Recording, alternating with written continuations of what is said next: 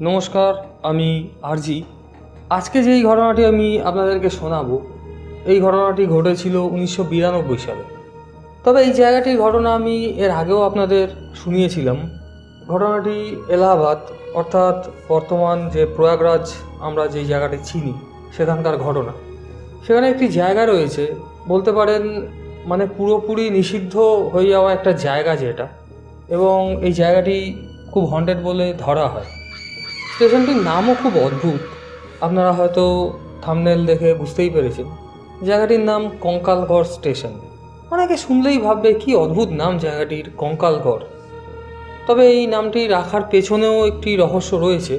সেই রহস্যটি কি বা কেন এরকম নাম রাখা হয়েছে সেই নিয়েই আজকের এই আলোচনা। তো এই ঘটনাটা আমি যেখান থেকে শুনেছি, কিংবা আমি যতটা পড়াশোনা করে রিসার্চ করে জানতে পেরেছি, তার পরিপ্রেক্ষিতে আমি খুব ছোটোভাবে আপনাদেরকে ঘটনাটা শোনাচ্ছি। বলতে পারেন এটা একটি শর্ট স্টোরি। তো ইংরেজদের তৈরি করে যাওয়া এই যে স্টেশনটি, এটির অতীতে কি নাম ছিল সে সম্বন্ধে এখনও পর্যন্ত কোনো সূত্র আমি পাইনি। আমি অনেক জায়গা থেকে জানার চেষ্টা করেছি, যারা বিভিন্ন জায়গা ঘোরে তাদের সাথে কথাও বলেছিলাম, কিংবা বলতে পারেন অনেক রকম সোর্স যেগুলো রয়েছে সব রকম কিছু আমি ঘেটেছি। তবে অতীতে এই স্টেশনটির নাম কি ছিল আমি সেটা জানতে পারিনি। এবং আমি নিজে যখন ব্যাপারটা নিয়ে রিসার্চ করছিলাম, আমার খুবই অদ্ভুত লেগেছিল যে এরকম কি করে সম্ভব হয়। এবং ঘটনাটি ঘটেছিল বহু বছর আগে, তখন মানে ব্রিটিশ রাজ আমাদের এখানে। এবং কোনোভাবে ব্রিটিশ এবং আমাদের ভারতীয়দের মধ্যে যখন যুদ্ধবিবাদ শুরু হবে এরকম একটা সিচুয়েশান আসে, তখন ওই স্টেশনের উপর থেকে একটি ট্রেন ক্রস করছিল। সেই ট্রেনকে দাঁড় করিয়ে সেখানে যত প্যাসেঞ্জার ছিল প্রত্যেককে ওখানে জ্বালিয়ে হত্যা করে দেওয়া হয়। মানে ভাবতে পারছেন, ওই ট্রেনটির মধ্যে পুরোপুরি বোম ব্লাস্ট করে দেওয়া হয়, সেখানে যত ভারতীয় ছিল প্রত্যেকেই মারা যায়।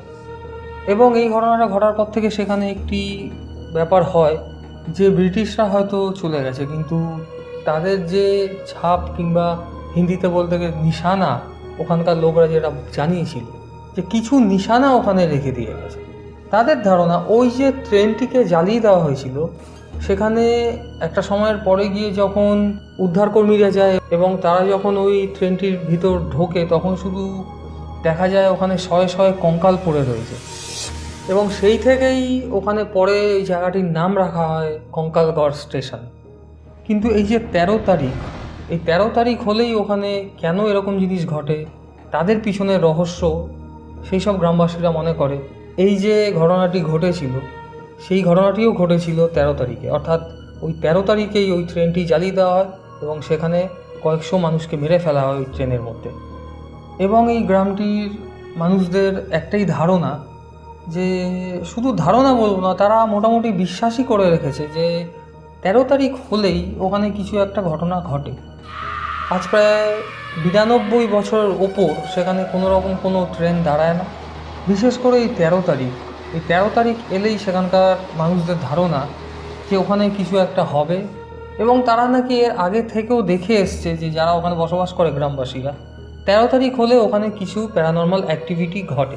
এমনি ওই স্টেশন চত্বরটা খুবই ফাঁকা, কেউ থাকে না, মানে ওখানে কেউ যায়ই না। ওই জায়গাটা একদম ফাঁকা, মানে একটা কুকুর পর্যন্ত ওখানে স্টেশনে দেখা যাবে না যে ওখান থেকে যাতায়াত করছে। তো আসি এবার একটি ঘটনায়। ওখানে মনীষ বলে একটি ছেলের ট্রান্সফার হয়। একটি প্রাইমারি স্কুলের টিচার হিসেবে ও জয়েন করেছিল এবং ও ট্রান্সফার হয় ওখানে। এবার কোনো কারণে ও যেদিন ওখানে গিয়ে পৌঁছয় সেদিনটি ছিল 13 তারিখ।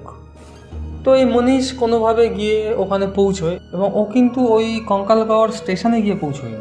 এমনকি ও স্টেশনের জায়গাটার নামও জানতো না। ও জানতো ওই যে গ্রামটা, সেই গ্রামটির একটি নাম ছিল, সেখানে একটি স্কুলে ওর যেতে হবে, ও ওখানে ট্রান্সফার হয়ে এসছে।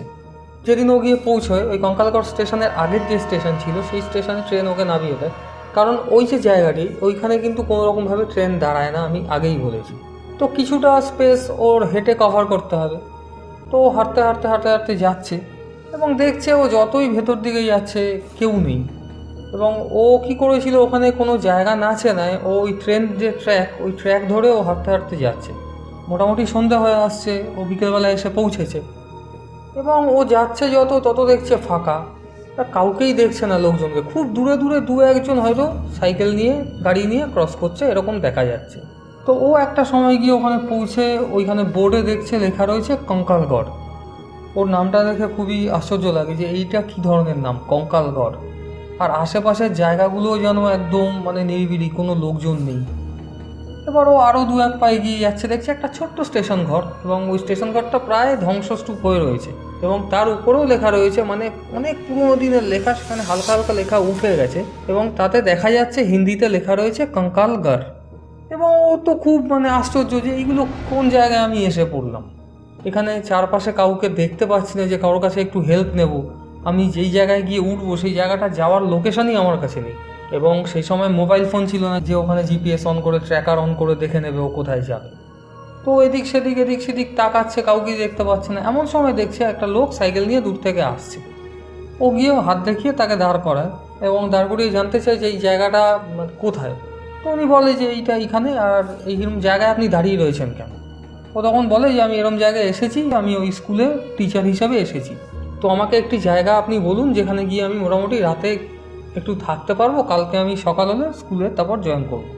এবার লোকটি বলে যে এরম জায়গায় এরকম তো কিছুই নেই, আপনি এমন জায়গায় এসে পড়েছেন যেখানে মানে আপনি কিছুই পাবেন না। আর ভদ্রলোক ওনাকে বলে যায় যে সন্ধে হয়ে আসছে, আপনি কিন্তু আর বেশিক্ষণ এই জায়গাটায় থাকবেন না। তো ও জিজ্ঞেস করেছে কেন, কারণটা কি? তখন বলে কেন আপনি জানেন না এই জায়গাটি কঙ্কালগড় কেন? তখন বলে না আমি এসব তো কিছুই জানি না। তো ভদ্রলোক আর কিছু না বলে ভদ্রলোক শুধু এইটুক বলে দিয়ে যায় যে এখান থেকে আপনি তাড়াতাড়ি চলে যান, রাত হয়ে গেলে কিন্তু আপনি সমস্যায় পড়বেন। তো মনীষ একজন টিচার, ও এইসব কুসংস্কারে বিশ্বাসই করে না। ও ভাবছে দূর মূর্খের কারবার যত সব, এরকম আবার কিছু হয় নাকি। তো ও আর অত কিছু না ভেবে এদিক সেদিক দেখতে দেখতে আরও ভিতর দিকে যাচ্ছে। এমন সময় দেখছে একটা ছোট ব্রিজ, মানে কাঠের ছোট ব্রিজ, এবং ওখানে ও যেন মানে আপনা থেকেই চলে যাচ্ছে। মানে ব্যাপারটা একটু ভালো করে বুঝুন, ওর মধ্যে কিন্তু কোনো সাইকোলজিক্যাল প্রবলেম ছিল না, ওর মধ্যে কিন্তু কোনো নেগেটিভিটি ছিল না, তবু যেন ও আপনা আপনি ওই ব্রিজটার দিকে চলে যাচ্ছে। এবং ও যখন ব্রিজটার দিকে চলে গেছে তখন ওর মনে হয়েছে যে ও কী করে এই ব্রিজটার দিকে চলে এলো, ও তো নিজে থেকে এদিকে আসেনি। এবং ওর মধ্যে সব অদ্ভুত অদ্ভুত ভাবনা আসছে, মানে ও যেন ফিল করছে এই ব্রিজটা থেকে আমি ঝাঁপ দিয়ে দিই, এই নদীর জলে আমি ঝাঁপ দিয়ে আত্মহত্যা করি।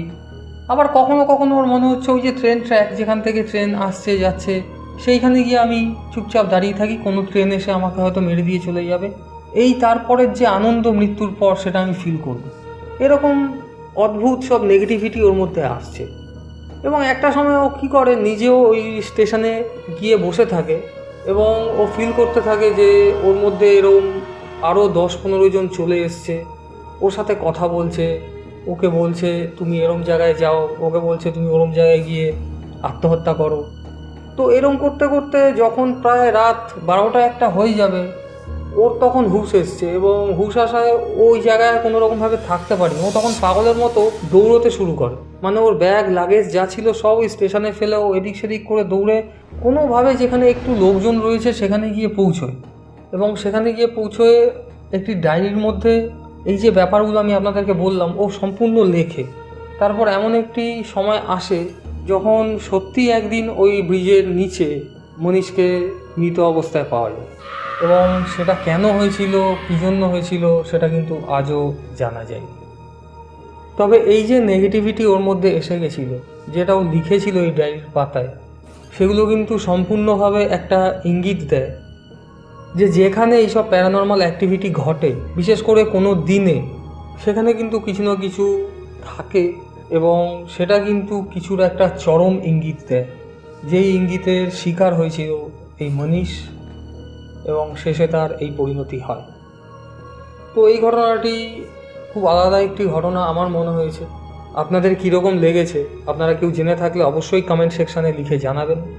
দেখা হচ্ছে এর পরের এপিসোডে আপনাদের সাথে এরকমই কোনো সত্য, ভৌতিক, অলৌকিক, মিস্ট্রি আনসলভড ঘটনা নিয়ে। ততক্ষণ ভালো থাকুন, সুস্থ থাকুন, আর শুনতে থাকুন আমার সঙ্গে RG রেডিও স্টেশন।